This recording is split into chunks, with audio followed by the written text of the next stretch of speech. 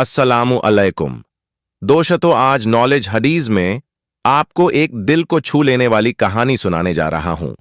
अगर आप एक नेक दिल इंसान हैं तो कहानी पूरी जरूर सुने। एक छोटे से कस्बे में हसन नाम का एक मुस्लिम व्यापारी रहता था। उसकी कपड़े की दुकान बाजार के बीचों बीच थी, जहां वह सादगी और ईमानदारी के साथ व्यापार करता। हसन की दुकान की खासियत थी कि वह न केवल उचित दाम लेता, बल्कि हर ग्राहक को ऐसा सामान देता जो उनकी जरूरत के मुताबिक हो। वह अक्सर कहता, कमाई में बरकत अल्लाह की रजा से आती है और रजा ईमानदारी में है। उसका यह उसूल पैगंबर मोहम्मद सल्लल्लाहु अलैहि वसल्लम की हदीस से प्रेरित था। जो व्यापारी सच बोलता है और अमानत में खयानत नहीं करता, वह मेरे साथ जन्नत में होगा। एक दोपहर जब हसन दुकान में कपड़े तह कर रहा था, एक अधेड़ उम्र की औरत आयशा दुकान में आई। उसकी आंखों में चिंता थी और कपड़े पुराने लेकिन साफ थे। उसने अपने बेटे की शादी के लिए एक सस्ता लेकिन अच्छा कुर्ता पायजामा मांगा। हसन ने उसे एक सुंदर जोड़ा दिखाया जिसका दाम 1200 रुपये था। आयशा ने कांपते हाथों से 2000 रुपये का नोट दिया। हसन ने जल्दबाजी में उसे 900 रुपये वापस कर दिए, जबकि उसे 800 रुपये ही लौटाने थे। आयशा ने भी जल्दबाजी पैसे और जोड़ा लिया और चली गई। अगले दिन सुबह सुबह फिर वो दुकान पर आई और हसन कहा, बेटा, तुमने 100 रुपये ज्यादा दे दिए थे, ये लो। हसन ने हैरानी से उसकी ओर देखा और कहा, अम्मी, ये तो मेरी गलती थी। आप इतने ध्यान से क्यों गिनती हैं? 100 रुपये की बात थी, रख लेती। आयशा ने नम आंखों के साथ जवाब दिया, बेटा, ये 100 रुपये मेरे नहीं हैं। अगर मैं इन्हें रख लूं तो मेरा जमीर मुझे माफ न करे। पैगंबर साहब सल्लल्लाहु अलैहि वसल्लम जी ने फरमाया है, जो व्यक्ति किसी का हक जानबूझकर रख ले, वह अल्लाह के गुस्से को दावत देता है। मैं नहीं चाहती कि मेरे इस गुनाह की सजा मेरे बच्चों को भुगतनी पड़े। हसन का दिल पिघल गया। उसने पूछा, अम्मी, आप कहां रहती हैं? आयशा ने बताया, कस्बे के बाहर, पुरानी मस्जिद के पास की बस्ती में, करीब 8 किलोमीटर दूर। हसन की आंखें फैल गईं। 8 किलोमीटर? इतनी दूर से इस गर्मी में सिर्फ 100 रुपये लौटाने आई? आयशा ने सुकून भरी मुस्कान के साथ कहा, हां बेटा, कल रात जब मैंने पैसे गिने तो दिल बेचैन हो गया। मेरा शौहर, जो अब अल्लाह को प्यारे हो गए, हमेशा कहते थे, किसी का हक मारना ऐसा है जैसे अपनी जन्नत का रास्ता बंद करना। मैंने सुबह फज्र की नमाज पढ़ी और अल्लाह से दुआ मांगी कि मुझे हिम्मत दे, फिर यहां चली आई। हसन की आंखें नम हो गईं। आयशा की बातों ने उसे पैगंबर साहब सल्लल्लाहु अलैहि वसल्लम की एक और हदीस याद दिलाई, ईमानदारी अमानत है और अमानत जन्नत की कुंजी है। आयशा चली गई, लेकिन उसकी ईमानदारी हसन के दिल में गहराई में उतर गई। उसी रात हसन को एक पुरानी बात याद आई।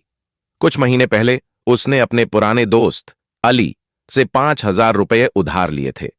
उस वक्त हसन की दुकान में कुछ नुकसान हुआ था और अली ने बिना किसी कागज के सिर्फ भरोसे पर पैसे दे दिए।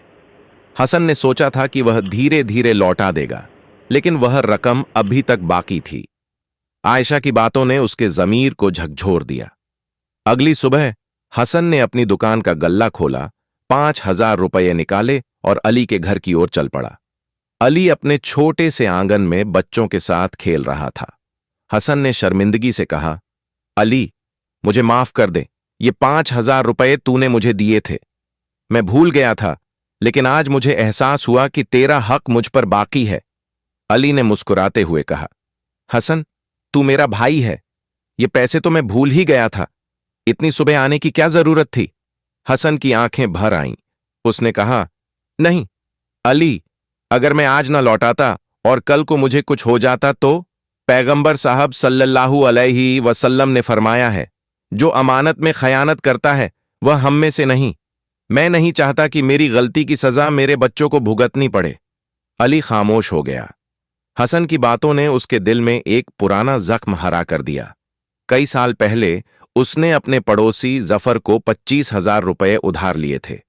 जफर से वादा किया था कि वह जल्द लौटा देगा, लेकिन कुछ समय बाद उसका इंतकाल हो गया। जफर की बीवी नूरजहां और उनके 3 छोटे बच्चे अब तंगहाली में जी रहे थे। अली ने कभी उनको पैसे नहीं दिए, क्योंकि उसे लगा कि उनको कभी पता नहीं चलेगा, लेकिन हसन की बातों ने उसे बेचैन कर दिया। अगले दिन अली ने अपनी जमा पूंजी से 25,000 रुपये निकाले और नूरजहां के घर गया। नूरजहां अपने बच्चों को नमाज पढ़ा रही थी। अली ने रोते हुए कहा, भाभी, ये 25,000 रुपये मैंने जफर से लिए थे, जो मैंने अभी तक नहीं दिए क्योंकि मुझे लगा कि आपको तो मालूम ही नहीं होगा, लेकिन आज मुझे एहसास हुआ कि ये तुम्हारा हक है। इसे अपने बच्चों की पढ़ाई के लिए रख लो। नूरजहां की आंखों से आंसू छलक पड़े। उसने कांपती आवाज में कहा, अली भाई, तुमने मेरे बच्चों की जिंदगी संवार दी। मैं तो सोचती थी कि जफर ने कोई कर्ज छोड़ा है। उसने एक बार जिक्र किया था, लेकिन मुझे कभी पता नहीं चला किसके पास है। उसने अली को दुआएं दी और कहा, जो ईमानदारी से जीते हैं अल्लाह उनका इम्तिहान लेता है, लेकिन उनकी दुआएं कभी खाली नहीं जाती। आश्चर्य की बात थी कि नूरजहां वही आयशा थी जो 100 रुपये लौटाने के लिए 8 किलोमीटर पैदल चलकर हसन की दुकान तक गई थी। उसकी एक छोटी सी ईमानदारी ने हसन और अली के दिलों को छू लिया और एक सिलसिला शुरू हुआ जिसने कई जिंदगियों में सुकून और बरकत ला दी। नूरजहां ने अपने बच्चों को गले लगाया और कहा, बेटा, हमेशा पैगंबर साहब सल्लल्लाहु अलैहि वसल्लम की सीख पर चलना। उन्होंने फरमाया, सच्चाई सुकून देती है और झूठ बेचैनी। ईमानदारी तुम्हारी जन्नत की राह बनाएगी। उसकी दुआएं हवा में गूंज उठीं और कस्बे में ईमानदारी की एक नई मिसाल कायम हो गई। अल्लाह पर यकीन रखो, क्योंकि वह अपने बंदों को कभी अकेला नहीं छोड़ता। दोस्तों, आपको ये कहानी कैसी लगी कमेंट में जरूर बताएं और वीडियो को लाइक और चैनल को सब्सक्राइब जरूर करें। अल्लाह हाफिज।